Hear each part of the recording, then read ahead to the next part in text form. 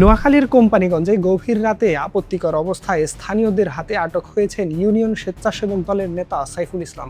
বুধবার রাত ৩টার দিকে চর ফকিরা ইউনিয়নের চরকালী ২ নং ওয়ার্ডের ওই নারীর ঘর থেকে তাকে আটক করা হয়। সাইফুল ইসলাম ইউনিয়নের ৭ নং ওয়ার্ডের গুলজার হোসেনের ছেলে। ব্যক্তিগত জীবনে তিনি ২ ছেলে সন্তানের জনক। স্থানীয় সূত্রে জানা গেছে, দীর্ঘদিন ধরে ওই নারীর সঙ্গে বিবাহ বহির্ভূত সম্পর্কে ছিলেন সাইফুল। এক পর্যায়ে ওই নারীর বাড়িতে যাতায়াত এবং অবৈধ মেলামেশা শুরু করেন। বিষয়টি স্থানীয় বড় বাড়ির লোকজন টের পেয়ে তার উপর নজরদারি শুরু করেন। গতকাল বুধবার রাত ১টার দিকে ওই নারীর ঘরে প্রবেশ করেন স্বেচ্ছাসেবক দলের এই নেতা।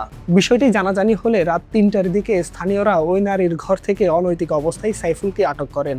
এক পর্যায়ে তাকে বেঁধে রাখা হয়। ৫ নং সরফগিরা ইউনিয়নের ৬ নম্বর ওয়ার্ডের সাইফুল, আপনারা দেখেন সে হাতে নাতে পরকীয়াতে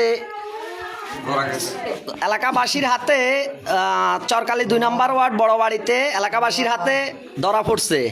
এখন এলাকাবাসী তাকে এখানে আটক করে রাখছে।